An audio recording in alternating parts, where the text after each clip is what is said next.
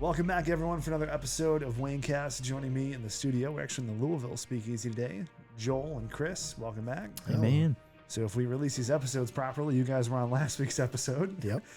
Which we never know, just because of my awful schedule, which I'm sure Julia really enjoys. We're really all at just her whim anyway. That's true. Yeah, if she so decides. Right. This could all just be deleted. Like that's true. Absolutely could be. So on today's episode, I want to talk about organizational development, which is a super long, boring term, but it's really important in business. And I think we've done a really good job of putting layers in place. And the three layers that people talk about the most are like the 3 Ps of business or the 3 Ps of marketing or whatever it is. But it's mainly people, it's process, and it's products. And what I find a lot of business owners do when they start is they focus a lot on the product. What are we going to sell? And so, let's say you have an electrician and it's like, well, we have these residential and we have these commercial services that we're going to roll out to the process or to the public rather. And what they don't think about is, well, what people are going to be doing these services and are those people following a process? So a lot of times you have kind of a half-baked idea because you have the product, you have, you know what we're going to do, but do you have a process and do you have the people to do it? And I can relate with that. When we started Speakeasy, I had the product. We're going to start doing podcasts for business owners. We're going to start doing a commercial podcast studio for businesses and hobbyists. Great. Got the product. What's the process? And then who are the people that are going to do it? So one of my biggest mistake in this company, I think, since we've started was I had this idea, almost like people could just show up with nobody here and podcast. Right. Remember this? Oh yeah. That must have been before my time. Oh, it was. It absolutely. This was like before we even had It's walls like the up Planet here. Fitness of podcasting. Yeah, it's a judgment-free zone. Right. No, but what it would be is like you'd have the roadcaster on the table, and then I thought it would be fun for the host to run the board. Oh my. Right. While the podcast was going on. So I was like, we don't need to run cables to the engineer booth. The engineer can just sit in there just in case, they're needed for something, but they need to pay more for that. So like I had all these, I know. That's good. Right. So, and that goes to the process. And then like, well, what if the person running the board hit the mute buttons or had the sliders all turned down? Like there's so many things that can go wrong. And then the person that probably knows the most about the show that's running the board is also going to be the host. So how can you be an engaging host and monitor the board? Like there was problems from the beginning. Luckily, we had no clients that were like piloting this. We figured this out before we went live, largely thanks to COVID, because during that 6 months that we were shut down or whatever, from April of 2020 to October of 2020, we really spent a lot of time on the process. And that's when we brought in Asana. That's when we brought in templates and procedures and, paper and all that stuff that we use to organize our company now. And then during that time, we also had the right people in the mix. So Andrew was our first engineer, and he took his spin on how audio and video engineering should operate. And it just kept getting better and better. But had I just focused on the product and not the process or the people, I don't think it would have lasted that long. I can't imagine people being excited to record their own podcast. Like it might work for a couple people, Right. But it's not going to work at scale. Right.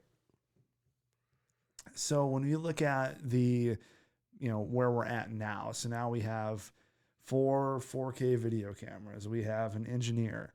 When we started, we had one Mevo camera, and Mevo is like a 4-letter word around these parts because no one wanted the Mevo. That camera still has a very special place on a shelf. It does. But it's going back, and like when we were in Brighton when we started, we had the Mevo camera and it was a single frame and it was super wide. And people were like, is there a better way to do video? Like the clients that were in there were like, we just really want audio, but like if you had better video, we could figure out different ways to use it. Right. So listening to customer feedback, we started rolling out, better video. We put things into a switcher and then into an editor, and it just kept getting better and better. But my point is a lot of business owners that I come across when I start doing consulting or whatever it is, they've put a ton of time into people or they've put a ton of time into the product. But the process is typically the thing that gets left behind the most. So I thought it'd be interesting. I have a couple of examples, but I'm curious if you guys have ever been a part of an organization or been in a situation where one of those 3 Ps was lacking and what that would look like. We don't have to name names, but I've been a part of several things where one of those 3 things just wasn't hitting the right way. So first, I guess, have you guys heard of these 3 Ps? No, not before this. No, I've worked for a couple larger companies in the past, and so it's interesting. I've been able to see those 3 Ps definitely pop out, and the deficiency of them noticeable if it wasn't there. But yeah, not in that way. Yeah, because there's really nothing else. Like those 3 Ps are almost all encompassing. There's really nothing else in a business that doesn't touch one of those 3 areas. And for us, like when we started, good quality people, like Joel, when you came on board, like you knew nothing about project management for marketing, but you have really good character and really good integrity. And it's like, well, that's an obvious choice. Like I don't need someone that's been doing it for 10 years. I need someone that I can trust. And that made sense. Same thing with you, Chris. When you came in, it was like websites were a foreign language to both of us. And we said, well, we're going to teach ourselves. We're going to make sure we're good enough to put out a good product. Right. And then we're going to keep defining our process. And how many times have we redefined our website process? Yeah, we're in the middle of one right now. Exactly. Because we found a better way to do it. Yep. And you always want to do that. Like anyone that's like, yeah, our processes have arrived. Right. It means you just took your foot off the gas. Right. Like I was telling the people up in Brighton, I was like, I'll dump Asana tomorrow if there's a better project management system. And they're like, please don't. Yeah, please don't. Scares me to no end. Like, yeah, I don't know if anybody was here. I think we were in your basement when we were going through all those different ones. Yeah. We had Todoist and Basecamp and tons and tons of ClickUp, Monday. Yep. Yeah, there was. Spent days just transferring everything we had over to that program. Spent like 2 or 3 days on that one. Transferred it all to a different one. 2 or 3 days on that one. And, oh, this one's gonna stick for. This is it, I promise. And then like a week later, nah, we got to switch to this one. And then coming back to Asana. I hated Asana at first. I was like, this is way over my head. Look at all these buttons. Yeah. But, now I can't live without it. I cannot do my job without Asana. Yeah. And I understand it's frustrating for people when you have that much change.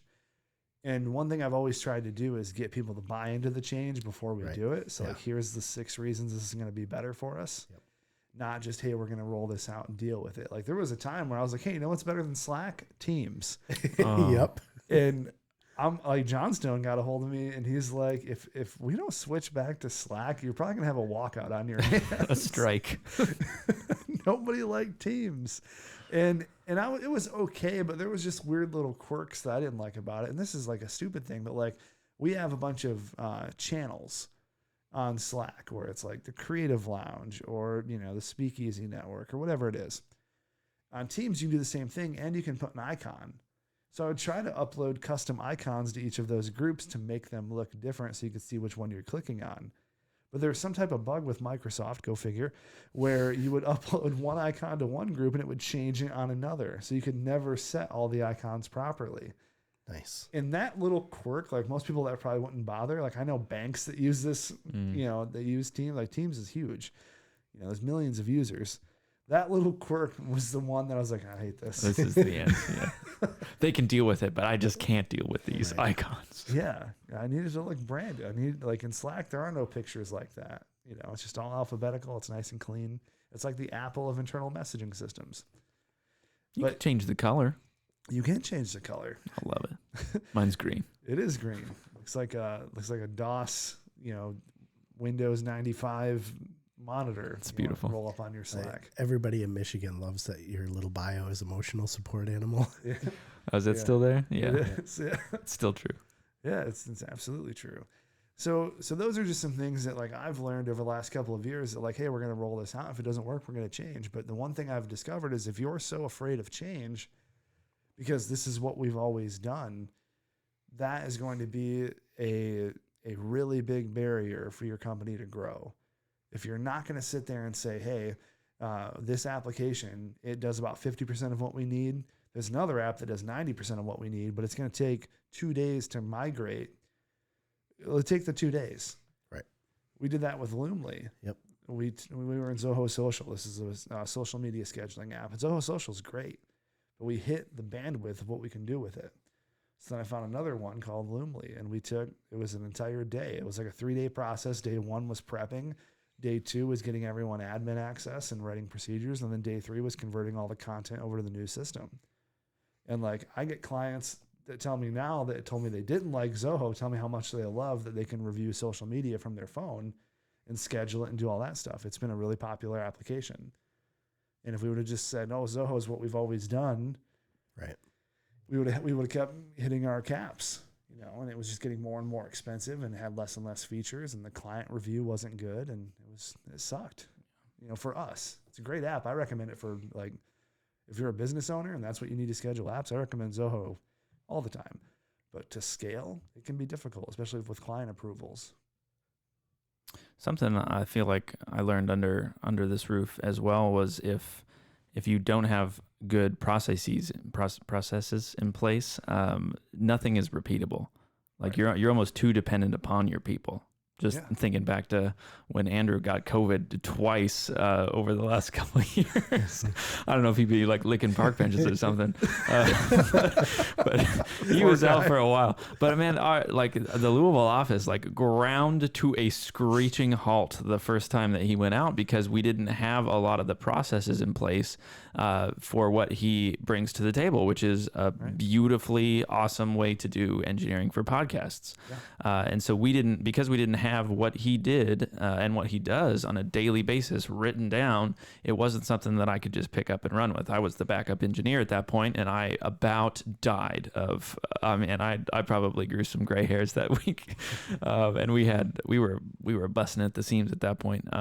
But yeah, without processes in place, your work is not repeatable, and you're almost too reliant on your people. Would you agree with that? Or? It's huge. That was something that Chris was always telling me. Everything was in my head. Like how do you do website development, or how do you do this code, or how do you do this or that? And it was all up here. Right. And it was the same thing with Amanda in creative. She's like, well, how do I know how to do that? It's like, well, we'll talk about it. And it's like, well, you can't do that. Yeah. And that lasted maybe a month or two of like, okay, now we need to have processes and procedures. And on a more earlier episode of the show, I had talked about how I invested in 2 positions that have no production value whatsoever. And that's project management, and that's my assistant. And that is 2 absolutely critical roles for this organization. Yeah. But they don't do anything in production typically. You can, Julia certainly can, and she does some creative and she does some work, but like her main job is operational work. It has nothing to do with production or client services or anything like that. So when you make those investments and you have people that can, write procedures and script and keep people on pace and duplicate efforts, it makes things go faster, which is why I think we've grown so damn fast, because we have the people in those roles that can help us accelerate. It's not all in my head anymore. Yeah. When I first started, I would always tell people that I knew, like, I work for $1 million company that's held together by like $20 to $50 subscriptions. Yeah. And I mean, I would say that in pride because I was like, we could do so many awesome things because we got awesome people working with us. But now I feel like I don't know, and maybe this is, I don't want to toot our own horn, but I feel like because there has been so much work on the process side of the house, it doesn't matter if somebody's got to leave for a week, or, if someone has a family emergency or actually wants to go on vacation. Like the processes have led to a much more holistic and well-rounded machine. Absolutely. Reminds me of when we were doing our last job, and me and you were literally the only people in the entire 5,000 employees that know how to do that job. Me and him, that's it. We get smoked by a bus, they're toast. Shutting down. Yeah, they cannot do what well, they'd have to bring in like 10 people to manually do the job because we're the only ones that automated the system. Yep. And we had procedures, but like, good luck. Right. Yeah. Good luck getting in there, and like, even if it's a video procedure or like a really detailed screenshot procedure, just like, good luck knowing how it all works together. Yep. So, that was fun spending our last year there, just literally writing down what we do from clock in to clock out. Yeah. Yeah. So. And And to your point, Joel, on vacations, like right now we have a season coming up in May where we have 3 players from the creative department that are going to be all out of the office at the same time. And I'm not worried about it because we have so much time built up into that system. It's going to be fine. Like I literally have zero stress about it because I know that we have the right systems in place to accompany that. And so much so that I'm like, don't take your laptop. Don't do anything. If I need you, I can call you for something, but you don't need to work while you're away. Right. And that's a very nice thing to have in place where people can not have to worry about what's happening at work while they're taking necessary time away from the company. Yep. So when we have processes in place and they need to change, one thing that is really dangerous is saying, yes, we're going to change this and we're going to change it now. Like Jackson, we used to have this change process that went into place where you would request a change, it would go to a change manager. It was boring, but it's necessary because those changes need to be rolled out properly. So like when we did the Loomly transfer from Zoho to Loomly, we had a process in place. Day 1's going to be this, day 2 is going to be this. And it was like, my office was like a war room. We had the whiteboard with all the clients. We had all the procedures that we needed to build. And then we had the times that we're going to transfer and then immediately contacting the clients to let them know, here is now where your content is. It was so smooth. Like that whole 2 or 3 day process was just butter. It was so good. Nice. It was good. No issues at all. Yeah. And we learned a ton more about the app through that as well. Cause we're like, oh, now we can do this and we can do this. And just workflows. So if you're the client, and I'm the manager, Chris can create the piece of content, send it to me. I approve it. It goes to you to look at it. You say, yeah, I approve this. Then it goes back to Chris to put in the scheduler. It's a really good system. And the setup, because we did a lot of planning ahead of time, was equally as smooth. Now, one change that I made overnight was I got us off of Pipedrive and moved all of that into Asana as well for sales. Yep. And that wasn't even bad. That was an overnight That process. was an insane weekend where I was like, whoa, where'd Pipedrive go? Where's our sales CRM? I was like, nah, we can totally do this. And I'm like, well, let's just do it this weekend. It just makes sense. And again, doing that saved the company, $5,000 a year and put all of our sales prospects into the same system where they become projects. It's huge. So there's a lot of really cool stuff that we do here organizationally. And what's my favorite thing about that is we've taken all of these systems and we've sold the consulting of those systems to other companies to show them how we do sales and org dev and CRM work and project management. And it's been super helpful. I got a call from one of our clients today and he's like, this is going really well. We hit a couple of rocky patches, but he's like, everyone's going to be on board Monday and we're all really excited, and that's good. It's good to see those processes play out and to see business owners buying in to different processes that are going to help their business grow. Yeah, that was a cool process to watch going, he's a few $1 million a year company. Yeah. And he runs everything through physical, just folders. Yeah. Just scattered all over different tables and stuff, or written on the walls. And and they have a system, they have a process, but now it's taking that process and putting it into an actual production. Right. Yeah. And then really all that it was getting the people behind that process to make it work. Cause obviously without the people that it wasn't going to work, but knowing that there would be that buy-in, was a lot of freedom I thought I saw with that owner, just knowing that he's not going to have to manage personally every little aspect of everything he wants to do going forward. And now that it's digital, he can remote into the system and say, where are we at on this project? He can see the notes. He can see if it was sold. He can see the pictures, the process, the contract, everything is in there. He doesn't have to step into the office and be like, hey, send me a picture of this or that. It's cool to see people excited about growing in that way. Yeah, I think he's going to blow up huge. Absolutely. Yeah, it's going to be, you're going to find more time and more volume just like we have right now. So when we tripled our first year, our first full year, and then we doubled last year. And I love the growth because we have good systems that can support that growth. Yep. We know what our caps are. We know what our hiring points are. We know all this data. So basically just bring it on. Yep. We got a line of people that want to work here, which is awesome. So it's encouraging. We don't have a lot of the problems that a lot of business owners have right now, where it's like, finding employees. We've never had a problem finding good people. Right. It might take time. Yeah. But that's time well spent. If you have a month of an employee who sucks that you shouldn't have hired, we've talked about this a ton on this show. Yep. Wait that month and find the right person. Like we cycled through, 12 people, and 11 of those people were nice. They're really good, but like we need to find the people that make the most sense for that position. And we found one. Yep. So it's wild. We're growing, Joel. Man, I'm excited. Yeah. We're going to be growing down here like crazy.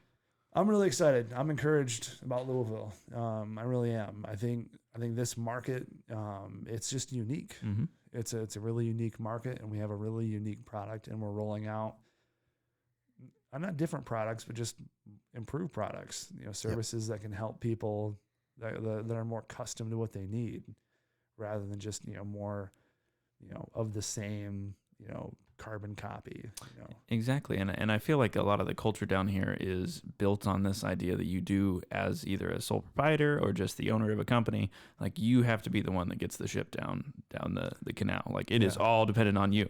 And that's why I'm so confident in what we're able to do with our product, is because we're helping people work smarter and not harder. And so I think we're just, a couple months away from that really catching on and being a massive help to a lot of our clients down here. I hope so.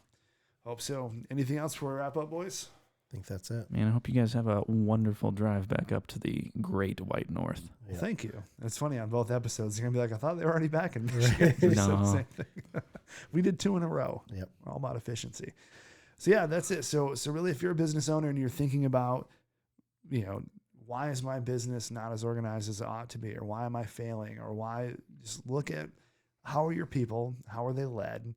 How are they educated? And I don't mean formal education. I just mean like actual on-the-job training. How are you investing into their further development? Look at the process. Look at, what systems do you have in place to give people a really good process that they can run with without you having to be there to oversee things. And then the product. What are you selling? What is the feedback from the customers? Do they like it? Do they enjoy it? What could be better? Evaluate all 3 of those P's. And if you can say, that all 3 P's are good and your business is bad, you're probably a narcissist. Yep. Or there's something terrible going wrong, because there has to be something in one of those 3 P's that's failing. It's just what it is.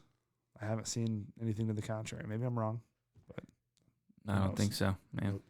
So, all right, guys. Appreciate you both. Thanks for jumping on this episode. And Chris is always here, which is nice. Thanks for having me then, I guess. Yeah. We had to convince Chris. The Ohio River Valley has not been kind to his allergies at all. Would you recommend Louisville in the spring?